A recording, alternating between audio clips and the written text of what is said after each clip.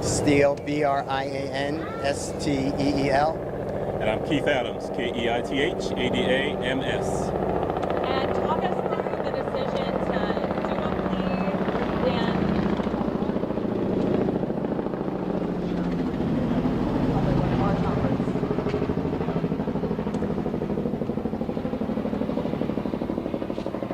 All right, if y'all don't mind talking us through the decision to make a plea and just how today ended up going and transpiring.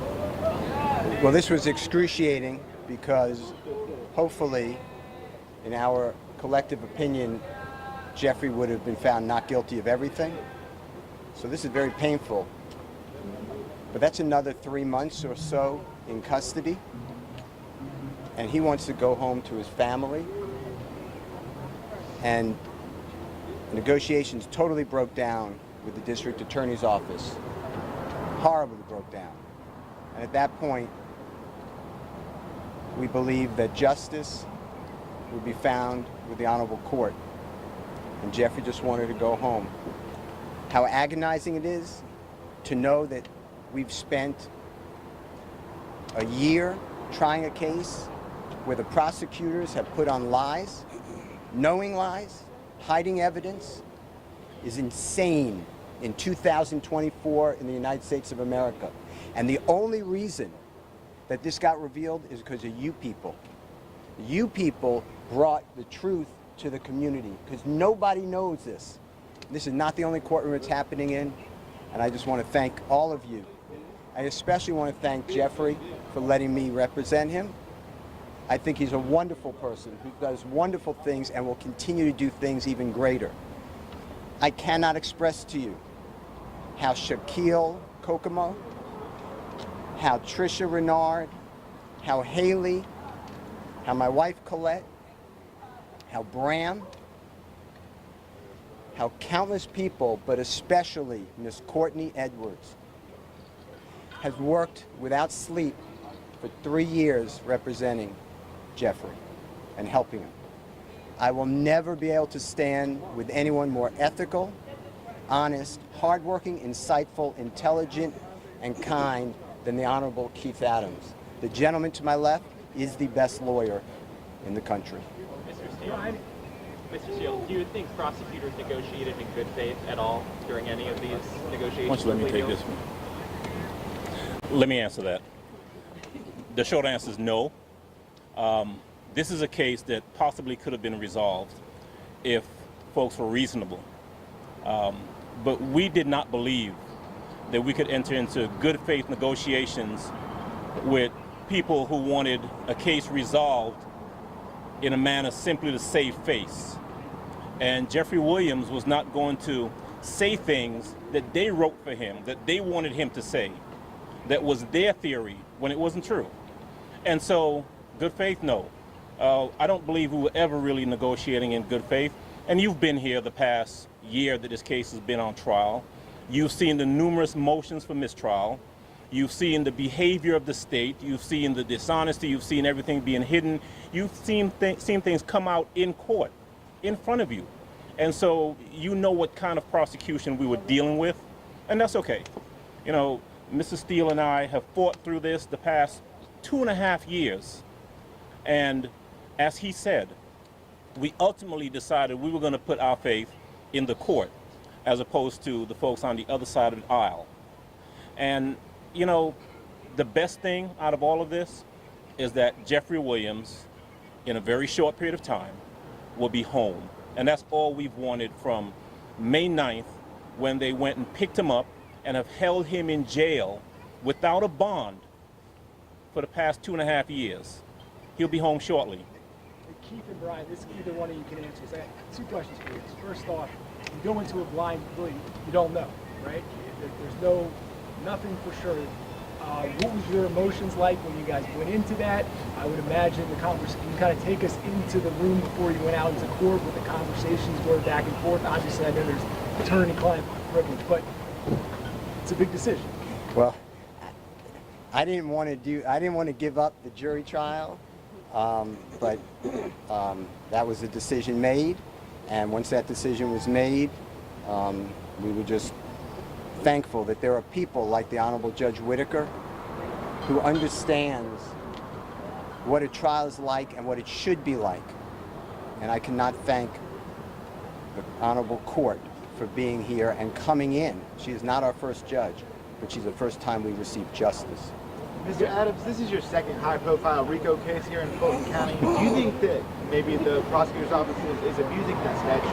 And what are your opinions of RICO generally? I have, for the 30-some-odd years that I've practiced law, always believed that if you, as a prosecutor, think that someone has committed a crime, you charge them with the crime, you put it in front of a jury, and then you do it fairly and let the chips fall where they may. The courtroom is not the place to get adventurous, to get inventive, to think, well, we don't have evidence on him for any of these incidents, but maybe, if just maybe, we tie him up in a RICO and put him with people who may have committed crimes, we can get him that way. That's an abuse. And so, yes, for some strange reason, the Fulton County DA's office seems to be in love with RICO, and my honest opinion is that they're in love with it because it makes it easier for them to try and convict people that they otherwise could not convict. And that's what was happening here. We're fighting a mountain, reams of evidence, most of which didn't have anything to do with us. And so, is it an abuse? I think it is. There are better ways to, and I used to be a prosecutor, right? And I can tell you that there are better ways to prosecute cases than the way this case was prosecuted. You guys obviously rejected initially what the state was going to offer. Is there some details you can give us? Because it sounds like from what you guys decided in court, I mean, it's still pretty stringent. There's a lot of different details, but what was the state asking for that you guys rejected? I'm not going to get into plea negotiations because they are privileged under statute, but it was outrageous. They would let him out of custody, but they would have a tether around him so tight that is unconscionable. And how are y'all feeling about what the sentencing is, especially with not being able to be in Metro Atlanta except for specific parameters, and how is Mr. Williams feeling about that decision? You know, we're okay with the sentence. There comes a time in any case, if a person is sentenced, that we're out of the courtroom, and now what happens to that person is entirely up to them. Jeffrey Williams is a fantastically talented man. He is a great person. He's become a great friend over the course of the last couple of years. And he has the ability, the incentive to go forth and do everything he needs to do to put this behind him. And we're confident that he will. One of the questions you asked a little earlier was, what was that feeling like, stepping into a courtroom to do what's called a blind plea, not knowing what's going to happen? You know, it's a scary feeling for all involved. There's probably no feeling quite like that other than sitting in a courtroom waiting for a jury to come out and tell you what your fate is. But we walked in there knowing that we were in front of a fair tribunal and being comfortable that the right thing was going to happen, and the right thing did. What do you think about your client just serving as a role model? Obviously, as part of the agreement, he's going to be participating in the community, doing events, things like that. Obviously, he has a huge reach for what he does for a living. I've known Jeffrey Williams. I've defended him for over a decade. I have been with him where we go to young children, children in need, children who are going down the wrong way. And he tells exactly what he's going to continue to say.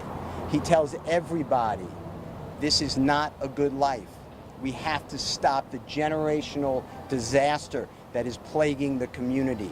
And although right now I'm successful, I'm a product, but every one of you can get out. And he always stresses education. Jeffrey Williams is a great person, a great role model, and he will do even better now, hopefully, if you allow him and his words to get out. As far as how Jeffrey's feeling now, he knows my feelings, which I'm not going to reveal for attorney-client privilege, but this is not the same as the not guilty verdict. That should have been rang. But nobody here wakes up every day on a concrete floor that they're calling his bed, gets up at 4:15, gets shackled at his feet, his waist, and his hands, comes to the Fulton County Courthouse to be on concrete, eating out of a bag. Doritos is his meal of choice. And then coming to a courtroom and sit there with a leg chain on him every single day and hear lie after lie. So for Jeffrey go home today and not have another 90 days or 120 days of it, he is very happy, thankful to the Honorable Court. So to answer your question, this was not what I wanted. I don't believe that it is just, but I believe that under these circumstances, it is justice for Jeffrey Williams, and he is delighted, as are we, and thankful. Can I ask you, you were standing right next to him as he was addressing the judge. What seemed like a very sincere apology to her, or apology to the court and what happened, what has gone on. How did you feel standing next to him, knowing him for the last decade as an attorney for him, about what he was saying and what he was telling the judge? Jeffrey Williams is being truthful. That is his heartfelt feelings. He feels so bad for the loss of life, and he feels bad that people are taking his music or his social postings and making it into violence. That is all promotion. That is not a symbol of go hurt somebody. So I hope I've answered your question directly, but how I felt, I've heard that from Jeffrey over and over again. You called out a lot of challenges in this trial based on the prosecution's points. Do you have any message to, the co-counsel that for now is still on trial, or what's left of this? Oh my God, they are phenomenal lawyers, and I'm confident if you keep going, which I assume you will see some great lawyering. They don't need my help. And the truth is, they've been there with us for the past 2.5 years. They're aware of what they're up against. They are totally capable of handling it. And I presume we'll step in from time to time because, in this fight in the past 2.5 years, we've been together. So we needed something, they've been there to assist. And if they need something, we're happy to step right back in and assist. But they're great lawyers. Max Shard, Doug Weinstein, those gentlemen are in great hands. They'll be fine. I will say this, I think it is wrong, and it needs to be fixed, that an innocent man is arrested on May 9th of 2022, is denied bond, and has to plead guilty and nolo to get freedom after 2.5 years in custody. That should not happen. Nobody should be on trial. Jurors, think about what they're going through. Nobody should be on trial like this. And if Mr. Williams didn't have the resources, this never happens well for anybody. So I think it's an abuse to answer the AJC's question. I think it's an abuse of the statute of RICO to do this to people. Is it fair to say you don't believe justice was served today? I believe that Mr. Williams is home, and I'm delighted. Justice would have been served on May 8th of 2022 if the grand jury no-billed his indictment. That would have been just. And it's wrong to be under investigation. He's been under investigation for 15 years. 15 years by task force of federal government and local government. Think about that. Think about your children doing that. And that's okay. If it's okay with you all, then we should really start moving to another country. I want to thank everybody so much for everything you do. I cannot thank you all, because without you guys, this just keeps rolling in injustice. It's got to end. The criminal justice system, the presumption of innocence, the Brady rules, the ethical rules, they have to survive. Otherwise, we all are victims of this. Anyone can sit in that seat next to Keith Adams. Thank you all so much. And no one sees it unless you guys do what you do. But I tell you what, there is a whole world of people out there who have watched this trial over the course of the past 2.5 years. The past year that we've actually been in the courtroom trying the case, who are much more educated to how things work, and unfortunately, sometimes how things don't work. Thank you guys. Thank you, everybody. Thank you. Right. Brian. Chef Steele.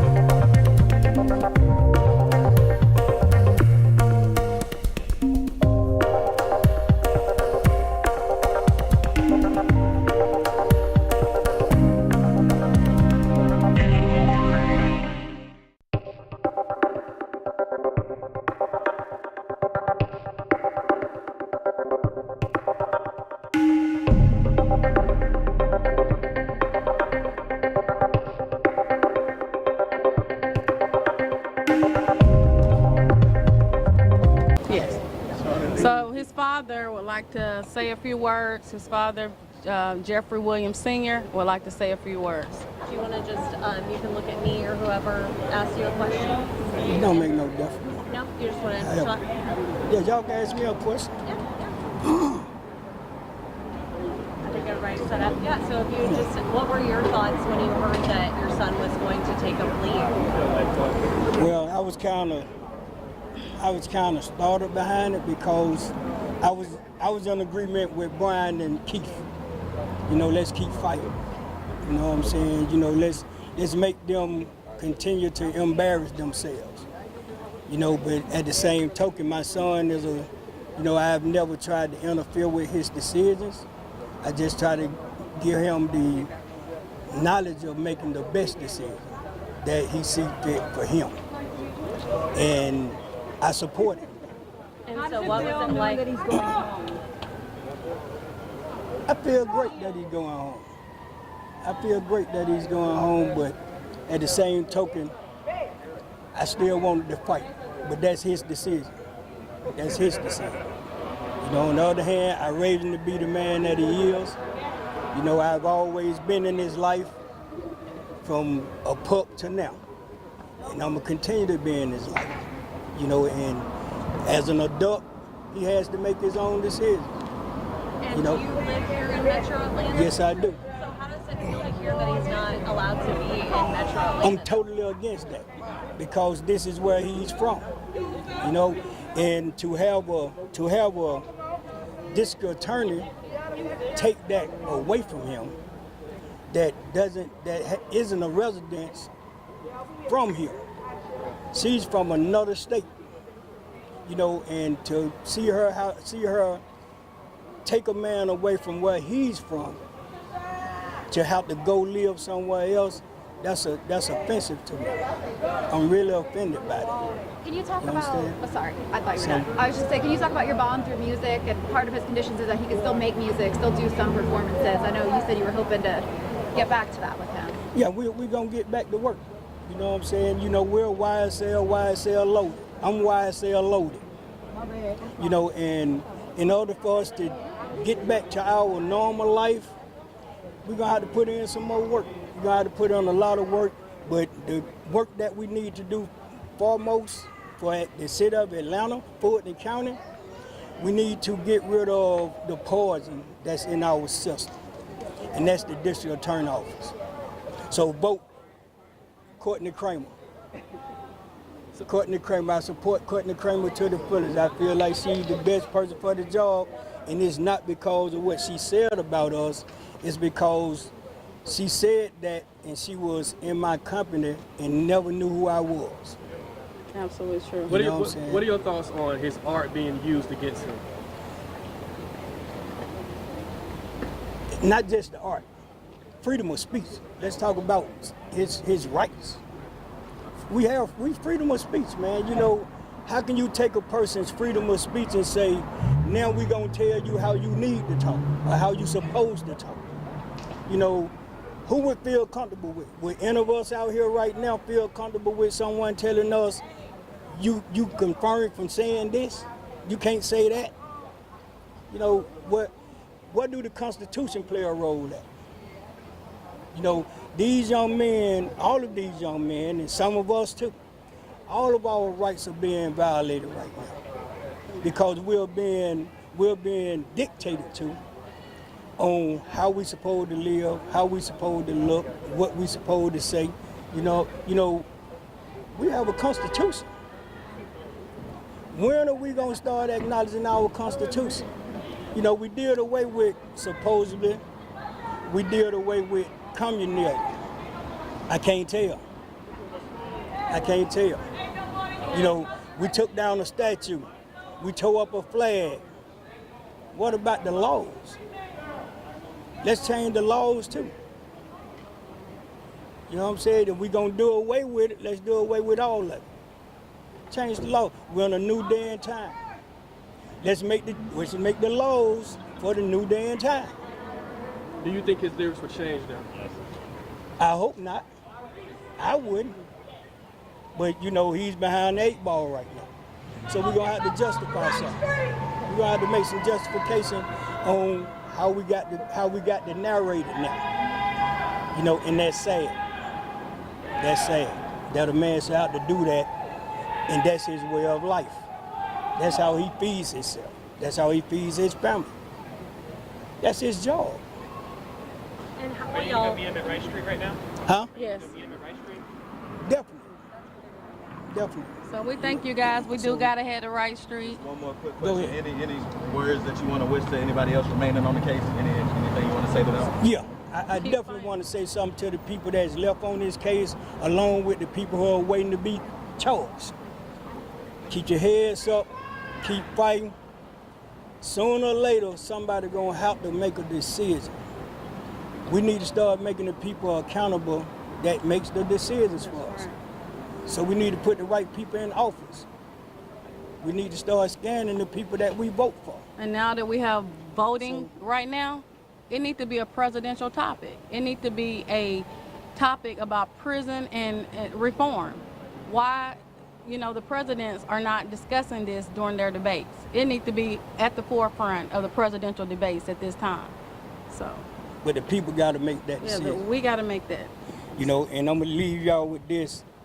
In any fight you go through in life, and anything that you have to deal with in life, you can't be scared. You can't be scared. And I'm out of here. What's Maria's Guys, have a good one. continue to support Jeffrey and the entire family from this point moving forward? In the words of John Lewis. Get to your kids, Fight. get to your grandkids, support them, tell them you love them, hug them, just be there. Just be there. And know if what you I'm see saying? something Because that's wrong what we and you need. see something that's not just, say what we something. need. Get in good trouble. In the words of John Lewis, say something. Yeah. Don't just sit there and let it happen if it's not your family. Don't wait till it's your family. If you see his family, anybody else's family, like the other guys that are still here, don't just stop coming because Thug is out. There's still other guys fighting for their lives. Still come, still support the others that are still here, because we will. So we thank you guys. So I will be informing you all later on the extortment that came to me from the DA office. I was extorted. You were extorted? I was extorted by the DA office. All right. Thank you.